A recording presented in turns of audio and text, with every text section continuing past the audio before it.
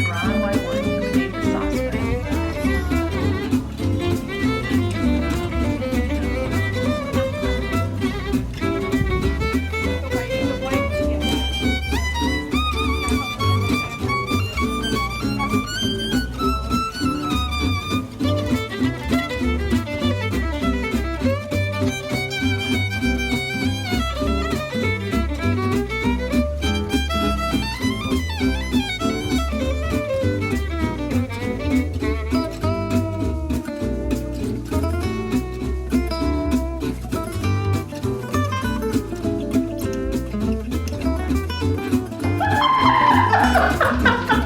All right, I will clean that up later, but here we go.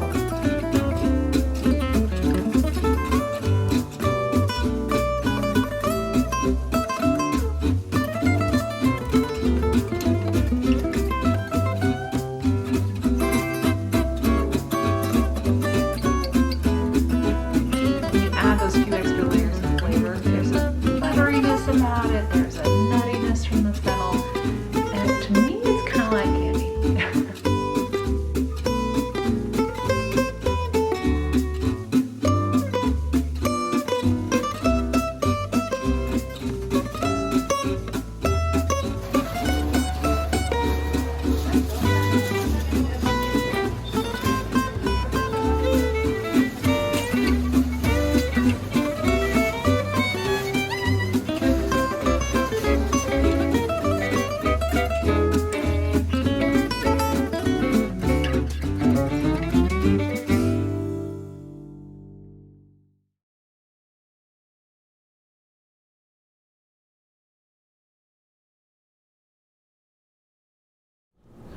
Welcome to the Simply Luxurious Kitchen, and welcome to my kitchen here at La Papillon. I'm so excited to welcome you into the kitchen today because I'm making a recipe that is worth celebrating, because you will be so tickled when you know how to make this and know that you can make this. It's so simple, yet often people become so afraid of making it because of different myths or stories that have been, whatever the reason. I want to teach you how to make soufflé au fromage avec herbes. In other words, a cheese soufflé with herbs. And it came about 2 years ago when I shared the recipe of what I'm going to do today. And the comments came in, and that's when I realized that there is this doubt that we can't make it. But if I can make it, you can make it. And as long as you have eggs, butter, milk, and fresh herbs. Where did my fresh herbs go? My fresh herbs are back here. You can do it. You can absolutely do it. And it's that simple too. The ingredients are so simply basic. And I love adding the fresh herbs because that adds another element of flavor that lifts and lightens the dish that is quite special. All right, so first thing we're gonna wanna do is prepare the souffle dish.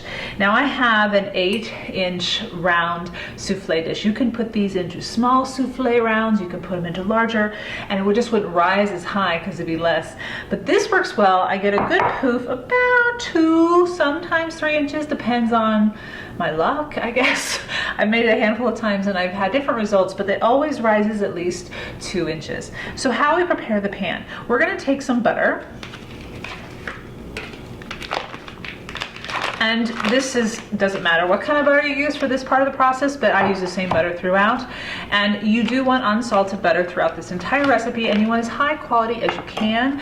So as you see there, I'm using my favorite French butter from Normandy, is Signé Sainte-Mère. And you just rub that butter all the way around the dish. Ooh.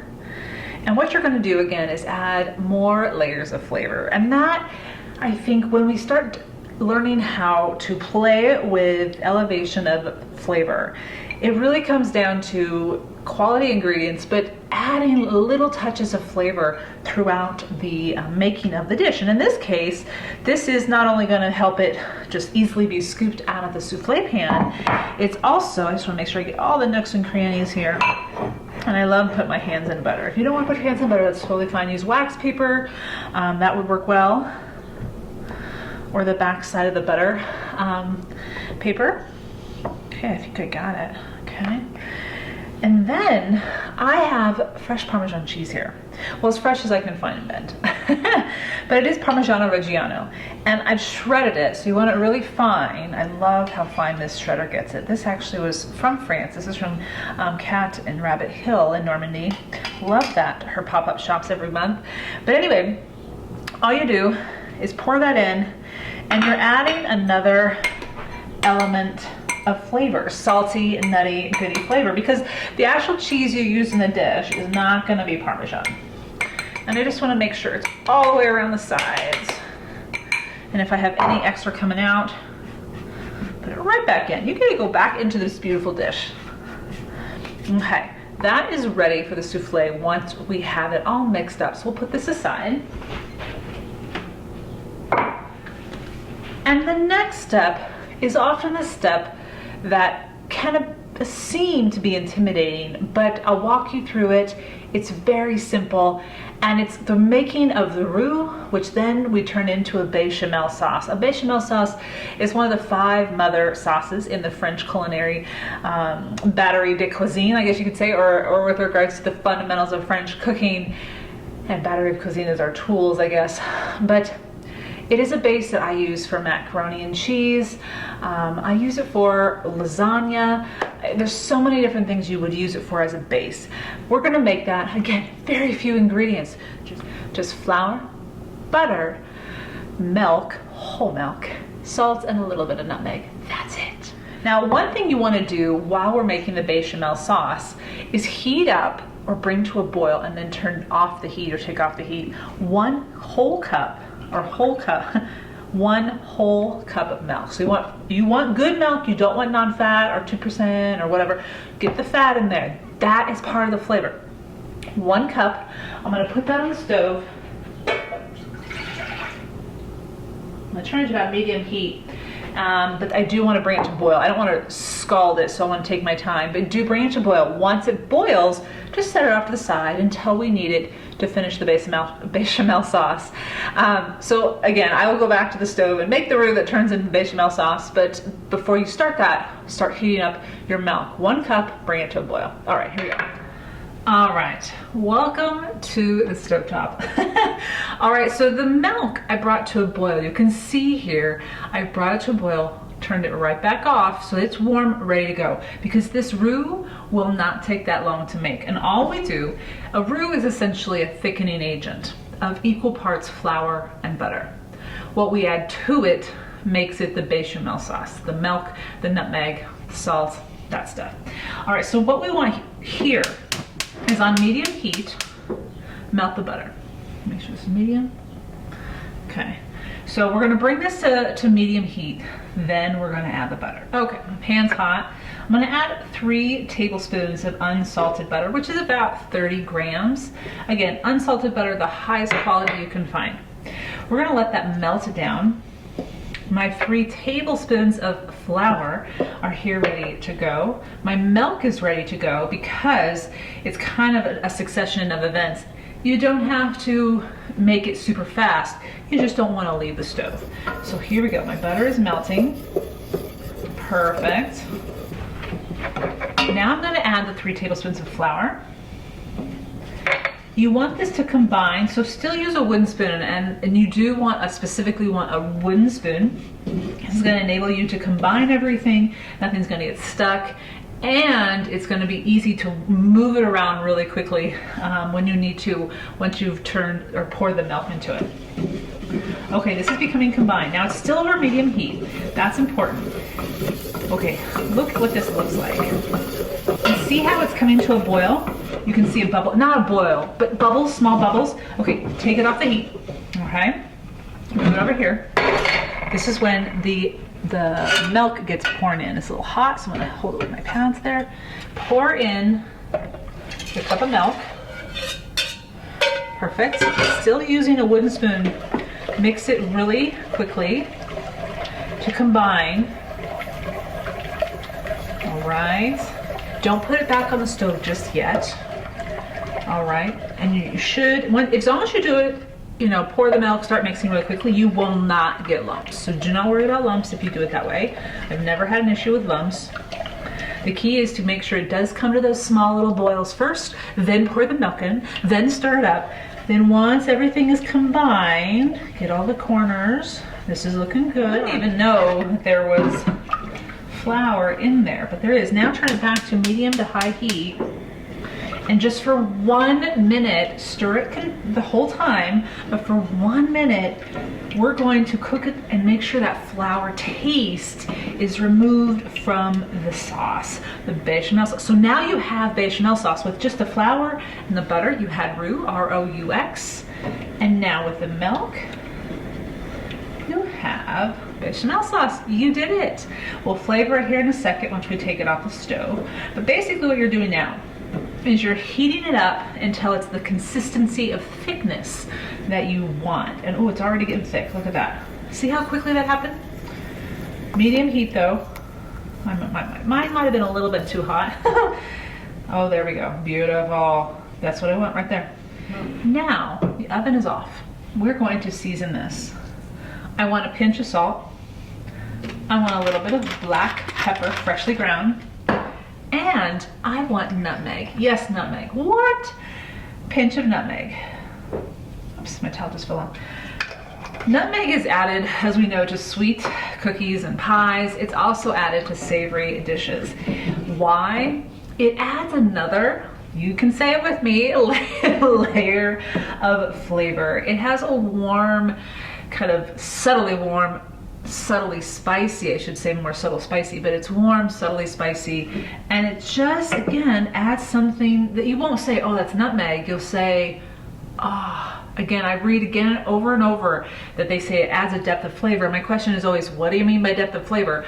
Well, when you add another spice, you're adding another layer, depth. And that's what they're getting at here. And nutmeg is just one of those warmer, but not spicy, but just subtly, there's some heat here. All right, I think I've gone on enough about nutmeg, but nutmeg is definitely a staple to have in your spice cabinet, or in my case, my spice drawer right here. Okay, so this is done. You've made your bechamel sauce. Pat yourself on the back. We are so close. And maybe even start pouring your champagne now, because my goodness, this is the hardest part. And it wasn't that bad. You did it. Okay, I'll meet you back over here where we mix in the eggs and the herbs and oh, the cheese. So the next thing I'm going to do is separate my eggs. This, first of all, let me just share with you where I got my recipe. I've actually combined a couple from trusted chefs and cooks, and then I made my own tweaks based on my own tastes and preferences. I went and I used Julia Child's Soufflé from Mastering the Art of French Cooking. And then I used some tips and ideas from David Leibovitz's making of a souffle. And then I added my own touches. And that comes down to the type of cheese I use, the type of herbs I use. And the thing about this recipe is if you have the fundamental bechamel sauce made, if you whip your eggs, as we're going to do here, and get all that air in them, you'll have success. The layers of flavor are up to what your taste buds like and those of your guests. So what we're gonna do, we have more egg whites than egg yolks. So you're gonna have one extra yolk. Save that for breakfast tomorrow. All right, so we're gonna separate these in a separate dish. And I like to have different sizes or different styles of bowls so that I can just, not that I don't know the difference when I look at them, but it just makes it easier for me when I've organized my recipe, my mise en place, as they say. Okay, so 5 yolks, or excuse me, 5 egg whites, 4 yolks. Got 2 so far. Now I actually made this recipe for a dinner party I had in the spring. There's 3. And I served it as part of, or instead of, but it is technically still this course, the cheese course. Okay, so I have 4 egg yolks. So this is what I'm gonna do. I'm going to add those 4 egg whites there, put the 5th yolk, excuse me, put the 5th white. So 5 egg whites, 4 egg yolks, and then I'm just gonna put that extra one that I don't need. And this is why I have different dishes, so that I know, oh, I don't need this one, put that in the fridge, I do need the 4 egg yolks. Okay, let me wash my hands.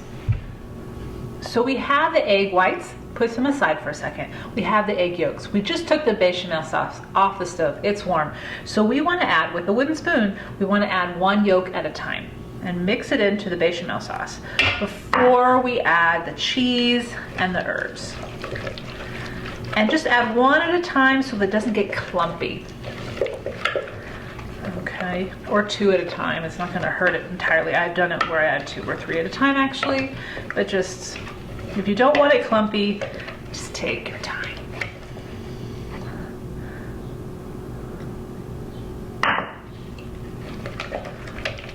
There we go.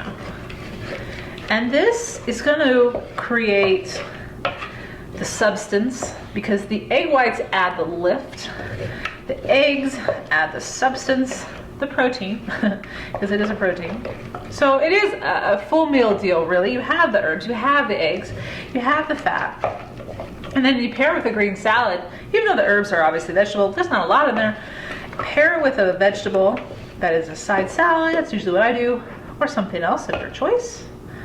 All right, get all the good stuff out.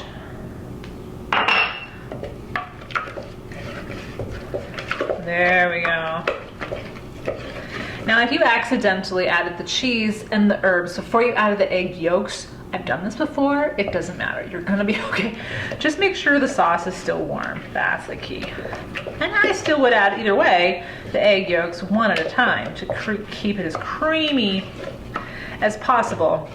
But to be fair, when you add the herbs, yeah, wow. Okay, so let's set that aside. All right, the next thing we want to do, and you can actually do this ahead of time if you want, is grate the Gruyere cheese. You need 4 to 5 ounces of Gruyere cheese. I have the classic from Switzerland. You can get any kind of soft white cheese that has a bit of nuttiness to it. Comté would be great as well. And let's just grate that real quick. It can be thick. Whoops. It can be thick or thin, shreds, it's up to you. It doesn't matter, it's all gonna melt. It's all gonna be put into that bechamel sauce, which is warm, and that's part of why you want to have your cheese ready, is because when the bechamel sauce is warm, you add, oof, look at all this lovely cheese. You add the cheese so that it melts right into that sauce. Yeah, and if you have a little more than 4 to 5 ounces, that is okay. Okay, and before I add that, I want to prepare my herbs. So what do you want for herbs? I just went out to my garden. This is why I like this recipe so much, and I think it's very fresh in that regard. So I have some basil here from the garden, some chives, and this is really up to you. Oh my gosh. Oh, it smells so good. It smells so good. One thing with these addition of the herbs is up to you what you add. You can add tarragon, you can add chervil, which is one of my favorite French fine herbs. I actually am growing some right now, and I have grown it throughout the winter. And is a mix, tasting wise, between parsley and tarragon. So a little bit of an anise flavor. You can also add parsley. I have some fresh Italian parsley here. But you're looking to chop up 1/3 to 1/4 cup of fresh herbs. And you want to fairly fine. It can be a little rough, but remember this is going into your souffle. Okay, this should be about enough. Okay, I'm gonna try some of cheese. Okay. I got this new knife, and I love to use it for herbs. It doesn't take less time than using a knife, so it's not exactly something you have to have. But I do like having the double handle. This is actually a small version of this, and I'll add a link to it on the show notes so you can shop for them on your own. I got this from Idel Ren in Paris while we were there. That is one shop I always go to when I'm in Paris. There's always something I could add or might need for my kitchen. I don't usually get too much because they're investments, but as you can see, it's a rough cut. This is great for rough cuts. And if you want to add more fine chop, just get that chef's knife out.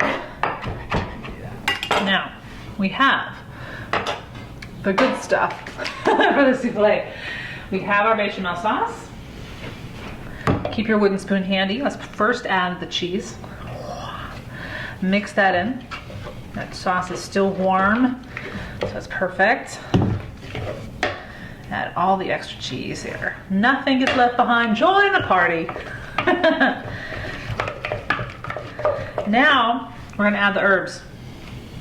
Again, about 1/3 cup to 1/4 cup. Don't mix them until, I mean, just get them combined and then stop mixing. That is all you need to do. And it doesn't look like much. You're gonna go, wait a second, how does this fit into that souffle pan and fill it up? Oh, but it will. It all comes down to the magic of the eggs. Okay, so as you can see, everything is mixed in. I'm gonna set this aside for a second, just so it's out of the way. We are so close to done. You have done the most difficult part of this recipe. You made the bechamel sauce, as we said. You've added the ingredients of the bechamel sauce that make this the cheese and herb souffle that you'll be enjoying. Now we're just gonna whisk the egg whites, 5 of them. We're gonna add a pinch of salt. We're gonna whisk it until they're airy and light. We're not going for stiff peaks. We just want light airiness, about 2 to 4 minutes. Here we go. Voila. Nice, light and airy. And we're gonna add that. That's gonna add the air to the souffle. All right, now the oven should be preheated to 400 degrees. So make sure while you're mixing this together, that is preheating, and wait until it is 400 degrees. I want to say one thing here, and I've done this as well, and I've learned some tips and tricks about this. A souffle has to be enjoyed the moment it comes out of the oven. That's what makes it special. It's when it's rising. You can still have it the next day, by the way. I have done that too. But the best time to enjoy it is right when it comes out of the oven, which means as soon as you make this, you kind of have to put it in the oven and then eat it. But wait a second, maybe you're not ready. I had a dinner party this past spring, and I made this ahead of time. This is where you stop. So you've mixed it up, the herbs and the cheese and the egg yolks. You haven't made the egg whites yet. You've just kept the egg whites in the fridge. You haven't whipped them yet. What you want to do, take everything out about an hour, maybe 2, before you're going to make the souffle, because you want it to come to room temperature. I had made that mistake before. It will still taste delicious. It just won't rise as strong, but it will still taste as delicious. You may even have to cook it or bake it a little bit longer in the oven, but not too much more. It actually will continue to cook itself, even though it looks runny in different parts. And then again, this is when I've refrigerated it and then cooked it later in the evening. So when you bring it back to room temperature, then you whip your eggs. And then you do what I'm gonna do right now, and that means in about 30 minutes time, you're gonna have a souffle to serve to your guests. So what I did, just add one a little bit, scoop at a time here, about a third of the whipped egg whites at a time, and you fold. And what we mean by fold is you're not whipping real strongly, you're trying to keep the air as much as possible in those egg whites to give the lightness to the batter. And when it's partially mixed in, add the other third. You have another third left after you're done with that. But see how those egg whites are nice and light and airy. Oh, I love those. Anyway, so we had the souffle as part of the cheese course, and it was a hit. It went over so well. And that's the other thing, when you serve it, so many people don't have souffle for dinner often, that it's a special thing. But really, I've had this for lunch, I've had this for dinner, and usually on my own, and I love treating myself specially, but it's so easy to make, why not? I love cheese, I love my eggs, stuff from my garden, seasonal fresh herbs, just makes sense. Last third is going in. Get it all in there. There we go.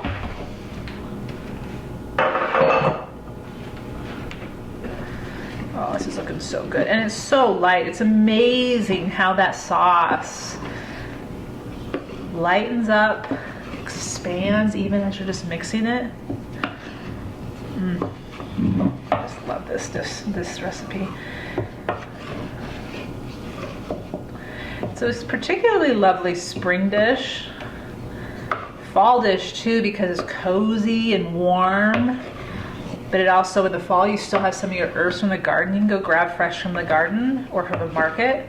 And you can obviously make it any time of year. And right now, technically, I'm making this in summertime when I'm taping it. And I'm going to enjoy it just the same.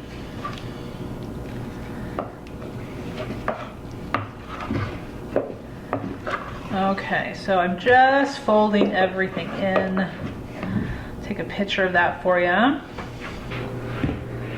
Now this is where you probably will want a spatula. So scraping everything off your wooden spoon so you can keep all the goodness. Say thank you for your service today, wooden spoon. Now it's time for the spatula to do what it does best. So I've already prepared the pan, so it's ready to go. And this is also why you don't want this mixture to sit, because again, the air will just pop right out of it. So that's why we wait and put it in the refrigerator. If you're gonna wait and make this later in the evening, don't add the egg whites until right before you wanna cook it for dinner or lunch. Now, one thing I like to do is add a little bit more Parmesan to the top. So I take my Parm and my shredder from earlier and put some more Parm on the top. You could even do the Gruyere if you had extra Gruyere. Put more Gruyere on the top, that's fine too.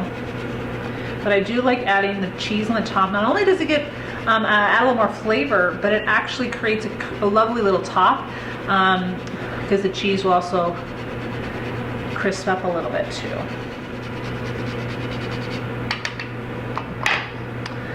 This goes in the oven, 400 degrees for 25 to 30 minutes. Do not peek. If you have a very hot oven, do 20. But yeah, 25, 30 minutes, 400 degrees. Here we go.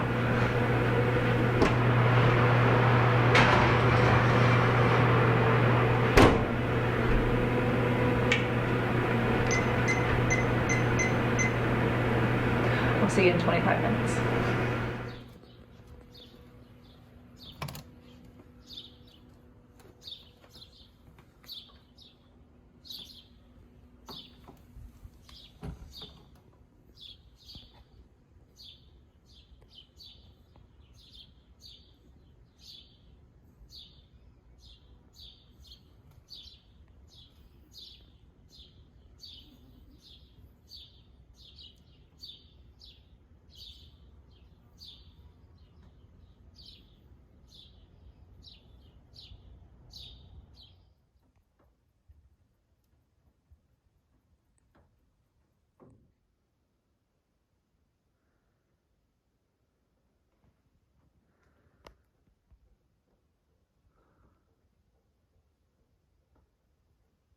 All right, the champagne is ready to be poured.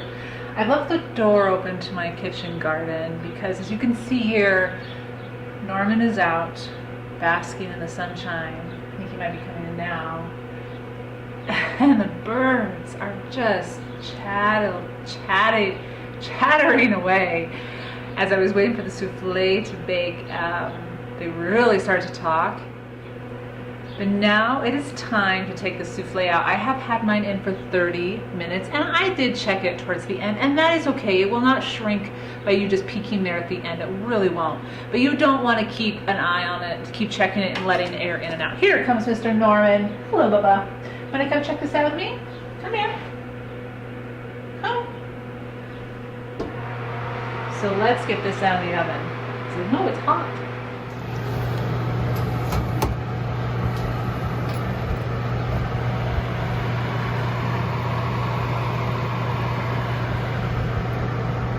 Now it has risen about 2 inches from where the batter was when we put it in.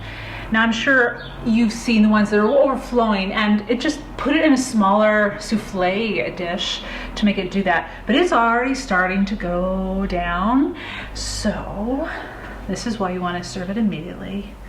Here we go.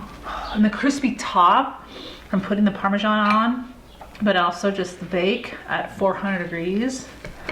And it should come out. Oh, yep. The butter on the sides is enabling it to pop right out. Look at that. You did it. You did it. You can absolutely do this. So easy. Now it's time for the champagne. Are you ready? Woo! All right, I will clean that up later, but here we go. Ah, yes. We need a fork, Norman. Let's get a fork. A little bit of champagne and a whole lot of simplicity with simple flavors from the garden, from the eggs, from that butter. This is absolutely possible. There's a great quote that I came across recently from an author named Akawi Imizi, and they wrote, "People can do such spectacular things. If you forget to tell them, it's impossible." This is not an impossible feat. You can do it. I know you can. And in about 45 minutes, you'll be savoring this cheesy herb flavored dish. Let's give it a try.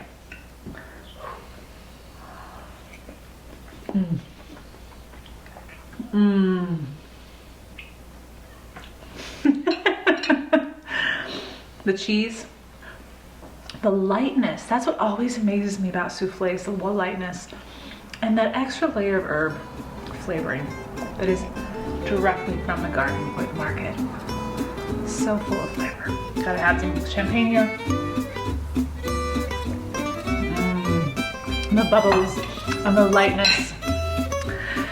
May you enjoy your day, your food, and enjoy stepping into your kitchen. Bonne journée, and one more bite.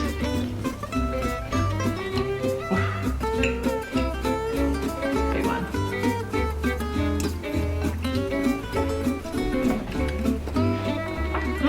So good.